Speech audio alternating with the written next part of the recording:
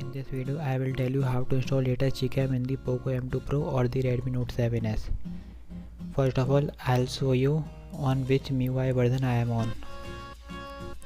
So as you can see, I am on MIUI version 12.0.1 and the device is Poco M2 Pro 4GB variant. And the MIUI version is 12.0.1.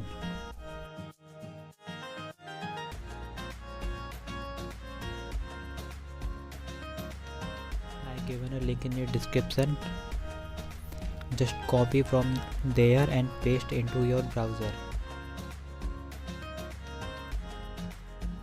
and you will be redirected to the Telegram app.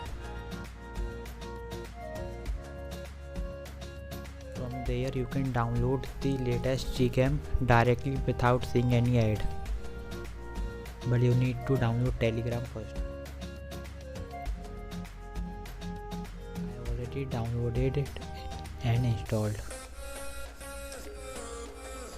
As you can see, I already have this app, so I don't need to download it again.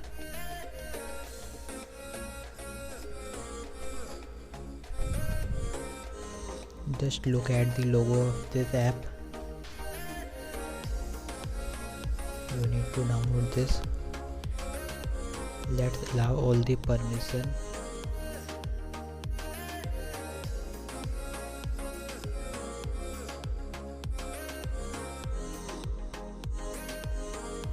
Can see I already allowed this permission, all the permission which is required to work fine. So now you can see the gcam is working on my Poco M2 Pro. Everything is working fine. You don't need to unlock bootloader or anything too fancy. You just need to install an APK and that's it. All the things are working fine. Front camera, back camera, 4K recording, 4K 60fps slow motion, extra photography, night mode, everything is working fine. Now I will tell you how to use other 3 cameras in the gcam. You have to change some settings.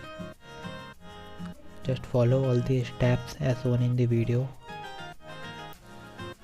Just open the settings and click on the lens configuration, where you can see lot of cameras option are there. Just name which cameras we have, such as wide angle, macro.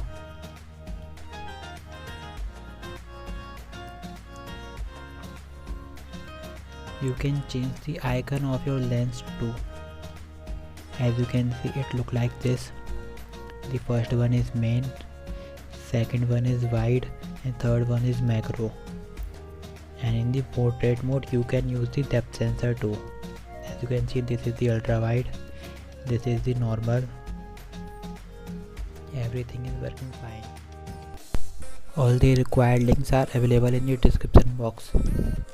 You can download it from there directly. If you like this video, then hit the like button, and if you want to watch more video like this, subscribe this channel. And if you are facing any problem, let me know in the comment section box.